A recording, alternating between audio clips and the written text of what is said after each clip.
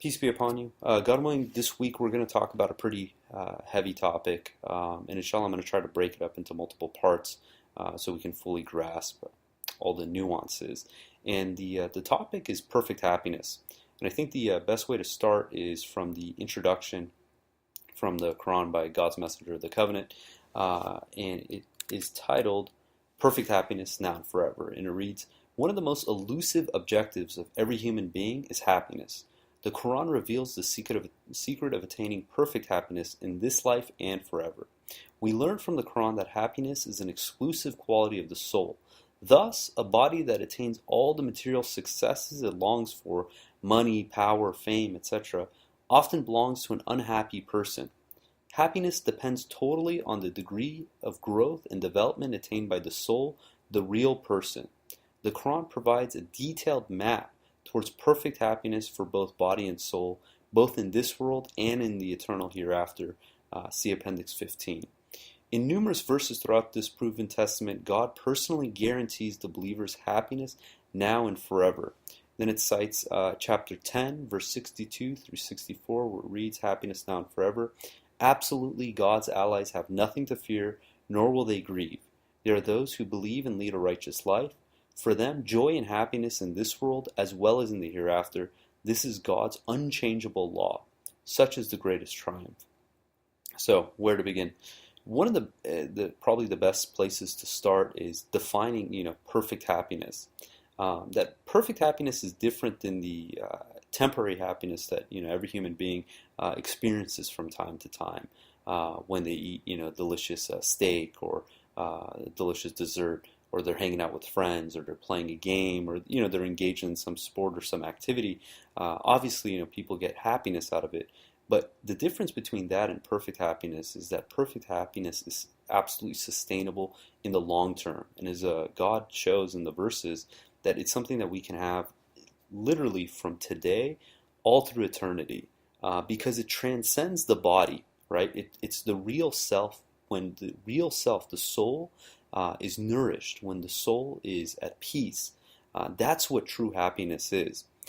So the best way to describe it is actually in these three verses we just read in 1062. It says, God's allies have nothing to fear, nor will they grieve. And we're going to look at some of the other verses that talk about this point. But when you think about fear, fear is the thinking that this destruction is going to come for you in the future. It's nervousness, it's anxiousness, it's this belief, and its faith is what it is in destruction. It's faith in disaster. As opposed to when you don't have fear and you have trust in God, you're absolutely optimistic, and you're absolutely you're forthcoming with what God is basically going to hand off to you. And the other aspect is grief. Grief is the belief of something that you've missed, or something that's happened in the past that's eating away at you, that's eating away at your consciousness, your state of mind, your joy. And God is telling us those who are perfectly happy will have no fear, and they'll have no grief. And again, inshallah, we'll look at some of the verses that talk more about that. The other aspect that I wanted to point out is in verse 1064, where it says, "This is God's unchangeable law. They are those who believe and lead a righteous life. For them, joy and happiness in this world as well as in the hereafter." And it says, this is God's unchangeable law. Now, you think of the laws of nature that God has instilled. We have the law of gravity. We have the strong and weak nuclear force, right? We have the laws of thermodynamics. These are laws that God has instituted in this world, in this universe. And no one questions these laws in the fact that, under the conditions that they apply, that's the outcome that you're going to obtain. For instance, the law of gravity. If I stand on top of a building and I drop a rock or a penny, no one questions that penny is going to drop down towards the center of the earth in that trajectory. No one thinks that, they're going to drop the penny and it's going to go shooting up, even if they do it 1,000,000 times.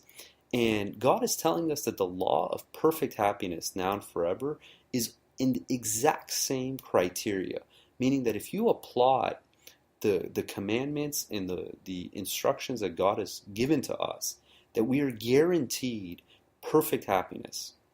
And the other aspect that's worth mentioning again is that perfect happiness can happen immediately, right? It's not something that people have to work for. They go through their whole life, they die, and then in heaven they get to basically be perfectly happy. Perfect happiness can start now and forever, meaning that if you're able to obtain it in this life, you can continue that state of perfect happiness beyond this life into the hereafter. And the reason being, it's because when we're perfectly happy, it's something that transcends the body. It's something that transcends the material world. It's an exclusive quality of the soul, that when the soul is perfectly happy, this is something that you can carry with you into the hereafter.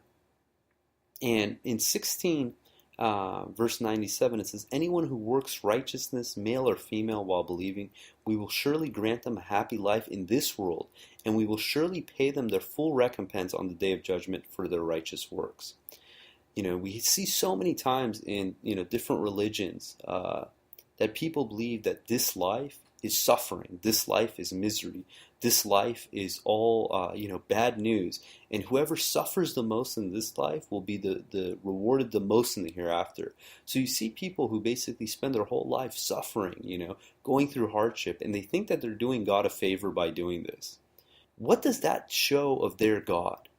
If God treated the believers and the disbelievers in the same manner and allowed the believers to suffer, to have hardship, to the point of retributive, if they were always ill and sick and poor and just malnourished, what would that say of God? God, in essence, is all-powerful, all-knowing, and He's telling us repeatedly, this is something that everyone has access to, but only those who have the insight and the sincerity to go after it, that God will reward them for it. And in future podcasts, we'll look deeper into that concept. Back to the concept of fear or grief. This is a fundamental kind of foundation of the Quran. In chapter 2, verse 62 and chapter 5, verse 69, it reads, surely those who believe, those who are Jewish, the Christians, the converts, anyone who 1 believes in God, 2 believes in the last day, and 3 leads a righteous life, will receive their recompense from their Lord. They have nothing to fear, nor will they grieve. And again in 2 verse 112, it says, indeed those who submit themselves absolutely to God alone, while leading a righteous life, will receive their recompense from their Lord. They have nothing to fear, nor will they grieve. The way I see this is, imagine you're on a road. On one side of the road you have a barrier that's fear. That's the thought and the threat of something in the future. And then on the other side of the barrier you have grief. Grief is the thought and basically frustration with something that's happened in the past. When you're going through life and you sense fear or you sense grief, this is, in essence, it's telling me I need to recalibrate. I need to put my trust in God 100%, because if I do what God has commanded me to do, God guarantees that I will never fear and I will never grieve. Meaning that if I am fearing something in the future or I'm grieving about something in the past, that I need to recalibrate. I need to assess myself. I need to see what I'm doing wrong and correct it. And it's really interesting to think of the concept of fear. In the Quran, God says that the fear is the devil's tool, right? That the devil instills fear into the people, in essence, to get them to bend to his will. The opposite of fear is faith. Because fear is the concept that you think that you're heading towards destruction, towards retribution, towards disaster. Faith is the belief that you're heading towards reward. You're heading towards good things that God has in store for you. And you think about it, there is no difference in the amount of energy that's exerted to have fear or faith. Yet we have that choice. Which one do we want to focus on? Which one do we want to spend our time and our energy on? Do we want to think that we're always going to be in a state of constant alertness and destruction and disaster? Or do we want to put our trust in God and realize that God has put His angels to look over us, to watch over us, that if we have sincerity, that if we have absolute devotion to God alone, that there's no reason to ever fear. Grief, on the other hand, is this thought that I'm not equipped with something. Something happened in my past, and if it was only different, I would be better off today. And we have to understand that God is the one who constructed our lives. God is the one who constructed the outcomes that take place. And God is setting us up for whatever it is that we're meant to, we're destined to encounter in the future. And all these life experiences that we've had, as catastrophic as they might appear, as much hardship as we think we've had, God has set this up for us for our own good. That if we only use it constructively, we'll see that there was a reason for all this. Maybe you had an issue in the past. Maybe you didn't get along with your parents. You lost your job. You did X, Y, and Z. God knows what. But God was planning all that. I mean, in the past, we looked at the story of Joseph. We looked at the history of Moses, and we would have never have thought that this is the path that one needs to take to reach that level of faith, that level of belief where God honors these individuals. And inshallah, this is something that we strive for, right? We strive for perfect happiness. And it's a reward we get for putting our absolute trust in God, for living our lives by the Quran, for the sake of God. So how else does God describe the characteristic of someone who's perfectly happy? Because this is a very important item. If we can't define something, we'll have a really tough time trying to achieve it. And God tells us in the Quran the characteristics of what I believe someone who's perfectly happy will experience. And a lot of them actually come from the descriptions of heaven. But God tells us in the Quran that we can experience heaven here on earth. And the first one that it really resonates with me is in chapter 36, verse 55. It says, the dwellers of paradise will be on that day happily busy. Right? A lot of times when you have this illusion of, or this description of paradise, of heaven, right? It's a lot of people lounging around, right? They always they're on a hammock, on a beach, and, doing nothing. But when you think about it, the point in your life that probably you're the most happy is something that's called the state of flow, right? Where you're challenged just enough that you're fully engaged and you're fully immersed in that activity, that you literally, you lose track of life, you lose track of, your body, and you're just in this state of kind of like perfect concentration. Now, this can be used for good or for bad, needless to say. If, that state of perfect concentration takes you away from God, that's never good. But someone who can be in that state of perfect concentration, that perfect focus, you can guarantee that they're in a state of happiness. Now, imagine if you can sustain that now and forever. The difference is someone who's in a state of flow while they play a sport, let's say it's golf or basketball or football, or at work, that they're going through a project and they're just absolutely absorbed in it. The downside is once that project, that game, that event ends, what then? But what God is trying to teach us is how to reach a state of flow in life, that we're literally flourishing through life, that the day-to-day activities are always set before us, that it's going to keep us perfectly engaged. And during that entire time, we're thinking and we're praising God. And it's something that it's when you think about, some people think they need a hobby, they need a task or something to reach a state of flow.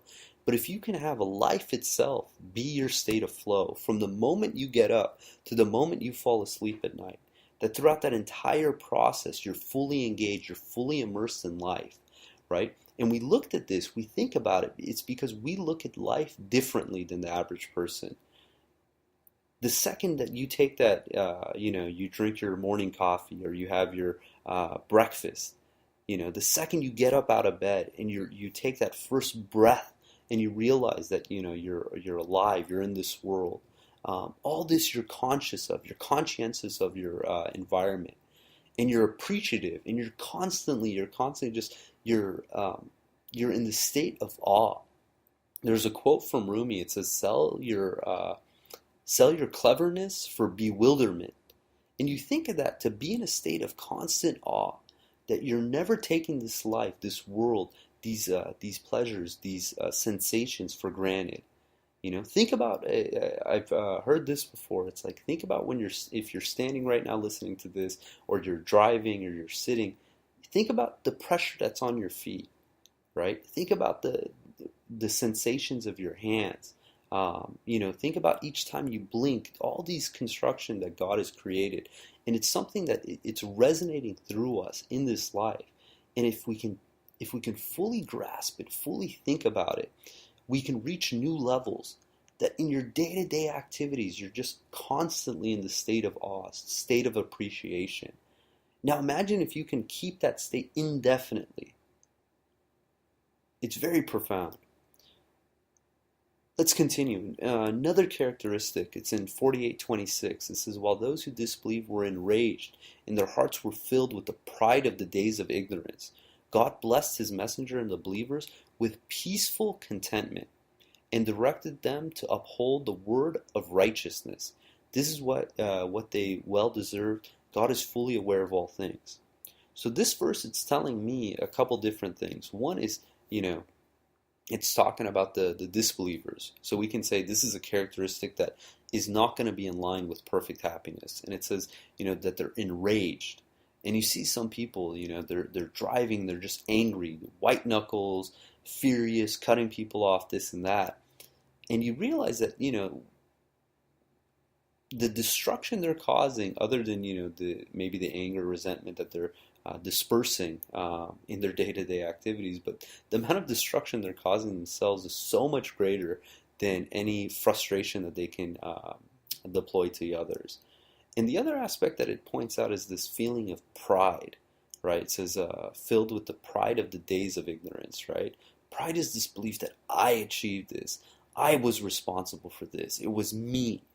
And the reality is, not only was it not them, but when you get to the point, and you see this a lot, you see this with high-level executives, politicians, that when you get to that point, and this is a proof that's cited in the Quran, is that in this life we start as a baby, completely defenseless, and we grow and we gain strength, and with strength oftentimes comes ego.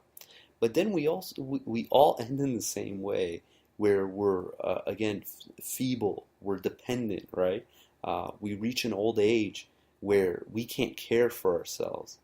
And what happens to the person who thinks that it's their doing, their power, their strength, their might that was able to achieve these things? They're crushed, because everything that they thought they were, they've lost.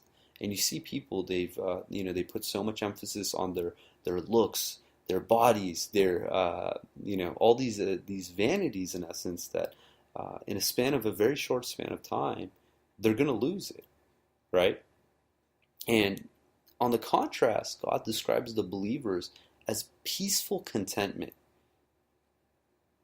And in 34:37, I'm going to jump ahead a little. It reads, It is not your money or your children that bring you closer to us. Only those who believe and lead a righteous life will receive their reward for their works multiplied manifold. In the abode of paradise they will live in perfect peace. And again in 44:55 it says, they enjoy in it all kinds of fruits in perfect peace. So the contrast between someone who's enraged and prideful versus someone who has peaceful contentment in perfect peace, perfect, to the point that they have no fear, no grief, they're not worried, they're not concerned, and we see that it says in the introduction. Was it last week we're reading about ego? That it says you put a dog, it doesn't care if its owner is rich or poor, how it's dressed, if it's male or female, black or white. It's indifferent to that. Right? The dog has peaceful, perfect contentment. And similarly, if we reach a state of perfect happiness, we can guarantee that not only are we going to have absolute contentment, we're going to have perfect peace. Now, this is different than some people think, like, perfect peace, perfect contentment is just, you're a bump on a log, you're lazy, you're not striving. And that's not true, because we saw in the previous example is that they're happily busy, right? It means that the ideal believer, the ideal person who has perfect happiness, is constantly, in a state of awe. They're pushing themselves, they're striving, they're learning, they're growing, and they're fully content with whatever God provides for them. Meaning that, God can give them $1,000,000, or God can give them, 2 cents, and they're going to be completely content and happy, because they realize that when you have access to an unlimited resource, at God's disposal, you're not concerned with what you have at the moment. Because at any moment, God knows when you need it, and He has no hesitation to give someone who needs something when they need it. And He knows best when it is that that person needs that item, and will give it to them without delay. And if we understand, I heard this analogy once. Imagine if you lived on a lake, right, and there was plenty of fish in the sea, in the lake, and you had a fridge, freezer. Would you be tempted, in essence, to just stock up that freezer and that fridge with all the fish that you can catch in a given day? Why? Why would you? We wouldn't need to. Why? It's because we know that we have access to that lake at any time, any day. We can go in and get fresh fish. And if we have more people coming in over for dinner, we can go and catch more fish and serve everyone. And if it's just, say myself, I can get enough fish just for me to eat. Now you think of this, that you have access to a loan from God that has unlimited capital, has unlimited resources. And God knows best when you need it, where you need it, how you need it, and will deploy it to you on His timetables for your best interest. And the believers, they have absolute peace and contentment with this arrangement, because they realize God is the one not only who created, this universe, but created you from an embryo, right? When you were nothing, when you weren't even, what's the expression, a twinkle in your mother's eye. From one cell that God replicated us to these human beings with fully functional, heart, brains, digestive system, all this. And it's our ego that makes us think that we want to do things on our timetable. Let's move on. In 7 verse 43 and 15 verse 47, it's talking about that we will remove all jealousy from their hearts. Now, a lot of times in this world, people, we have jealousy. We see people who are rich, famous, or they're getting accolades or rewards or recognition, and we think that should be me. And we think that their success is taking away from us.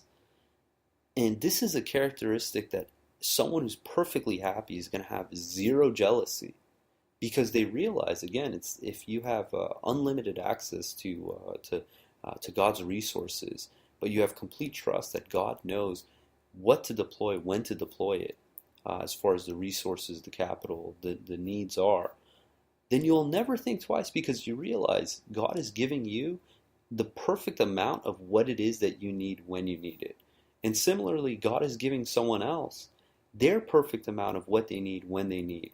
The irony is, some people who ask for more and want more, and God delivers it to them, it's actually to confirm their sinfulness. Because you hear it a lot, and there's verses in the Quran that talks about, they say, oh, if God gave me, basically more resources, I'd be charitable. And sure enough, God gives them the resources, and what they do, they become unappreciative, they become more greedy, they become less charitable. Statistically looking, actually, what's interesting is the percentage of charity that people give diminishes on average as people get wealthier, right? Because if I own, let's say, I only had $100, and I give someone else $20 because they're in need, that's 20% of my wealth that I've just given away. But if I had $1 million, I would have to give $200,000 away. Now, proportionally, it's one and the same, but it's a lot harder for someone to give away $200,000 as it is for someone to give away $20. And that's why with a lot of wealth comes a lot of responsibility. And it's probably good to make this into a podcast in itself and talk about, because part of perfect happiness is perfect health and perfect wealth. Without perfect health and perfect wealth, it's hard to understand perfect happiness. And these are all kind of infused in one another. But let's, inshallah, we'll talk more in future podcasts about that. And let's keep going. So in 2563 it reads, "The worshippers of the Most Gracious are those who tread the earth gently, and when the ignorant speak to them, they only utter peace." And in 3134 it reads, "Who give to charity during the good times as well as the bad times. They're suppressors of anger and pardoners of the people. God loves the charitable."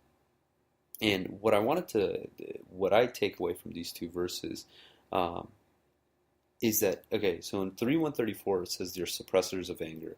And in 2563 it says when the ignorant speak to them, they only utter peace. It's this concept of anger, right? What is anger? Anger is the feeling that you've been treated unfairly, right? That you have resentment, or something has raised your blood pressure and has gotten you to a state where you want to go fisticuffs with someone else, and it shows a complete lack of control of one's emotions.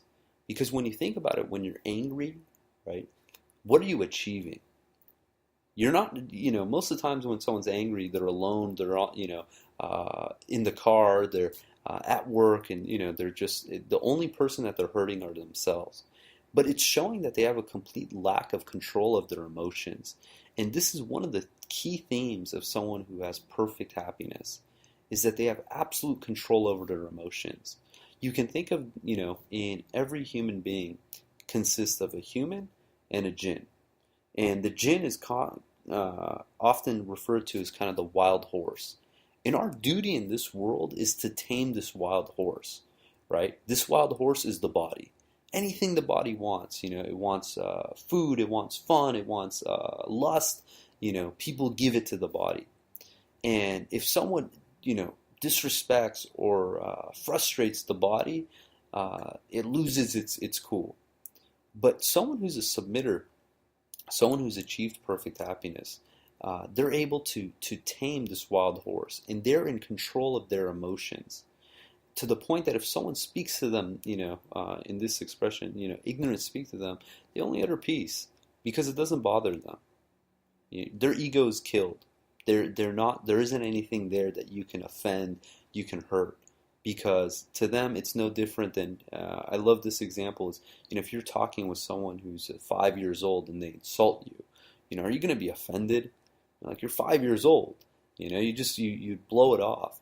But what's the difference if it's someone who's 5 years old, or it's your boss, or it's some stranger on the street, or your close friend?